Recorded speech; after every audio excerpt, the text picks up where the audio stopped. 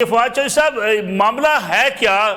PTI के बाज़ लोग समझते हैं कि चौधरी साहब का जो मौक़िफ़ है वो शायद सख्त मौक़िफ़ है, लेकिन एक बात ये भी कही जाती है कि आप जिन लोगों के साथ जो है पाकिस्तान तहरीक इंसाफ के रहनुमाओं के बारे में आपकी राय है कि वो खुद नहीं चाहते इमरान खान साहब जो है वो जेल से बाहर आए। तो बोले साहब, चाहने का तो मुझे नहीं पता, जा रहा नियतों का हाल तो अल्लाह जानता है। मैंने सिर्फ ये कहा कि कैपेसिटी का इशू है, कैपेसिटी नहीं है। देखें, इस तरह तो नहीं हो सकता कि इतनी बड़ी पार्टी जो है वो अपनी डिसीजन मेकिंग यूट्यूबर्स को और जो सोशल मीडिया में जो ट्रोल्स हैं उनको जो है वो दे दे। आप देखें ना, 17 महीने हो गए हैं, इमरान खान बेगुनाह जेल में बंद है, ना कोई सारे पैर उनके खिलाफ केसेस का ना पैर है, ना कोई ट्रायल है, कुछ नहीं है, और कोई बाहर कोई स्ट्रेटजी नहीं है, कुछ नहीं है। बस ये एक दिन सोशल मीडिया के ऊपर ये चल गया है तो उस दिन की वो पॉलिसी है, दूसरे दिन की ये पॉलिसी है। इस तरह तो नहीं पार्टीज चल सकती। पॉलिटिकल स्ट्रेटजी चाहिए, एक पैशन बहुत है, वर्कर्स बहुत है, पैशन बहुत है, पॉपुलैरिटी बहुत है, लेकिन एक हिकमत अमली भी तो चाहिए ना। और अभी भी एक बड़े सीनियर लीडर से मेरी बात हो रही थी सुबह पीटीआई से, मैं उनको यही कह रहा था कि देखिए, अगर आप इमरान खान तो जेल में है, उनकी तो महदूद है इस वक्त, इंफॉर्मेशन भी महदूद है, तो उनका इस वक्त जो स्ट्रेटजी की भी ज़ाहिर है आपकी इंफॉर्मेशन पे बेस होती है, और वो अभी जो है वो डे टू डे चीजें तो नहीं कर सकते। तो वहां पे भी माहौल यही होता है कि बस जो वकील जाते हैं, अब अगर आप देखेंगे तो वहां पे सारी आईएलएफ की पॉलिटिक्स जो है वही 24 घंटे हो रही होती है, जिसका कोई ताल्लुक नहीं है नेशनल पॉलिटिक्स से, और वही वकील सारे जो है वो रोज सिर्फ और फिर हाजिरी लगाने जा रहे होते हैं, और खास वहां पे इनपुट नहीं है, कुछ नहीं है। तो ये क्राइसिस है पीटीआई का, जो समझना चाहिए पीटीआई के लीडरों को। तो साहब, आप खुद एक सीनियर वकील हैं, आपको लगता नहीं है कि इमरान खान साहब को जो डिसीजन था कि वकला को आगे लाना है, वकला इलेक्शन में जो है वो खड़े हो सकेंगे, फिर वकला तहरीक भी चला सकेंगे, ये डिसीजन गलत था? क्या लगता है आपको? बस अब इशू इमरान खान का तो नहीं ना, इमरान खान ने तो अवेलेबल लोगों में से ही लोग लगाने थे ना। प्रॉब्लम तो देखिए एस्टैब्लिशमेंट ने किया ना। अब इन्होंने एस्टैब्लिशमेंट ने हमारा जो काडर था, जो सारा उसको ठुडे मुक्के मार के आपने निकाल दिया। देखिए, असद उमर से क्या दुश्मनी थी, परवेज खट्टक से क्या दुश्मनी थी, ये शाह महमूद कुरैशी साहब से क्या दुश्मनी है, महमूद रशीद, इजाज चौधरी साहब ने क्या कर लिया है, और ये सारा जो काडर था, ये हमाद अजहर है, मियां असलम इकबाल है, ये सारे लोगों को या आपने छुपने पे मजबूर किया हुआ है, या आपने उनको सजाएं गलत सुना के जेलों में कर दिया, या इधर कर दिया। उसके नतीजे में पार्टी का काडर जो है वो आपने खत्म कर दिया। अब इमरान खान है और नीचे लोग हैं, दरमियान में काडर तो है नहीं। जो वकला ने जो इमरान खान साहब के मुकदमात लड़े हैं, आप समझते हैं वो भी दुरुस्त सिमत नहीं थी, गलत तरीके से मुकदमात को हैंडल किया गया? मतलब ये केसेस आप इतने सालों से आपने पीपल्स पार्टी की जद्दोजहद देखी है, आपने पीएमएलएन का देखा है, ये मुकदमे कौन सा कोई जो है वो जज फैसले करते हैं, या ये केसेस जो है वो उनकी कोई वकीलों ने इसके ऊपर जो है वो कुछ करना होता है। ये तो जाहिर है कि इसके लिए पॉलिटिकल स्ट्रेटजी चाहिए। मैं तो आपको मालूम है 1 साल से मैं जेल में था, तो इलेक्शन के अगले दिन जब मेरी पेशी थी तो मैंने कहा कि आपको पॉलिटिकल अलायंस बनाना पड़ेगा, और पॉलिटिकल अलायंस जब तक नहीं बनेगा अपोजिशन पार्टीज का इफेक्टिव नहीं होंगे।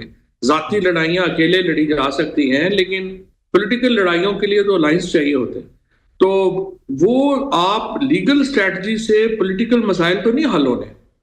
अब मसलन ये जो जजेस हैं बेचारे, जिनके तलपटियों पे बंदूकें लगी हुई हैं, उन्होंने क्या फैसले करने हैं, या केसेस हैं क्या जिसके ऊपर आपको वकील चाहिए? ये तो सीधी बात है, आपने पॉलिटिकल स्ट्रेटजी अपनी ठीक करनी है। इमरान खान अपने केसेस की वजह से तो जेल में नहीं है, वो अपनी सियासत की वजह से जेल में है, और सियासत ठीक करनी है अगर आपने बाहर निकलना। जो सब पीटीआई की जो लीडरशिप है, जो बाहर है, जेल से बाहर है, वो आपसे नालां दिखाई देती है, आपके गिले शिकवे भी होते हैं, उनके गिले शिकवे भी सामने आते हैं। आप पीटीआई के साथ ही अभी तक, क्योंकि ये भी इतलात थी कि आपको भी कहा गया आप जेल में से इलेक्शन लड़ लें, आपको कहा गया आप हुकूमत का साथ दें, लेकिन आप नहीं गए। उसके बावजूद पीटीआई के अंदर ये मिसट्रस्ट क्यों है? वो तो देखिए ना, मतलब खैर मेरा तो चूंकि आपको बाखबर सहाफी है, आपके सामने ही है कि जो सख्तियां जो हमने बर्दाश्त किया है, जिस तरह से जो जेलें बर्दाश्त की हैं, जो किया है। क्योंकि देखिए सीधी बात है, हम पॉलिटिशियन और हम पॉलिटिशियन एक स्पेस में ही काम कर सकते हैं। ये स्पेस जो है वो अवेलेबल ही नहीं है, तो फिर ठीक है जी, आप बैठे हुए हैं। लेकिन जो पीटीआई की मौजूदा लीडरशिप को तो लीडरशिप कहना मेरे ख्याल में थोड़ी ओवर स्टेटमेंट है। ये तो एक इस वक्त एक हादसे में एक सेटअप क्रिएट हुआ है। तो इनमें से ज्यादातर लोग जो है वो तो पॉलिटिशियन तो है ही नहीं, उन्होंने तो कभी काउंसलर का इलेक्शन भी नहीं लड़ा। तो कोई टिकटॉकर है, कोई जी अपना वो था कि वो ट्विटर के ऊपर एक्टिव था, कोई जो है वो छोटा मोटा काम करता था, तो वकील था कोई, तो वो इस तरह से जो है वो एक बन गई है ना, वो उस तरह से ऐसा पॉलिटिशियन तो इस वक्त है नहीं। तो इनको लगता यही है कि जब बाकी सारे लोग जो है वो मर जाएंगे तो फिर हम इम्पोर्टेंट हो जाएंगे। इस तरह तो फिर नहीं होता।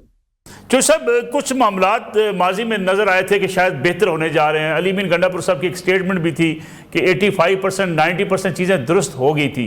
मामला रुक कहां जाता है?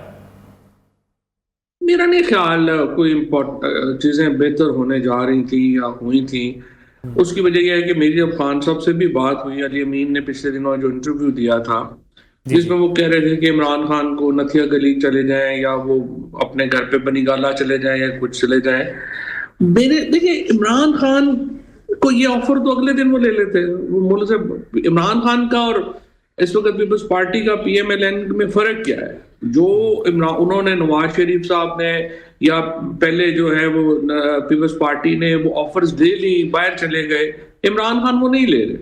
सो वो तो कई एक लोगों का तजिया वैसे ये भी है कि अगर इमरान खान ले भी लेंगे तो फर्क नहीं पड़ेगा, बट इमरान खान ये नहीं समझते। जो मेरी चूंकि अब उनसे फ्रीक्वेंट मुलाकातें हुई हैं जेल में, वो देखें उन्होंने इलेक्शन ही वो वाहिद चीज है जिसके ऊपर इमरान खान जो है वो आगे बढ़ेंगे। और इलेक्शन करवाना जाहिर है कि इस हुकूमत के लिए अभी मुमकिन नहीं है, इनको लग रहा है वाइप आउट हो जाएंगे।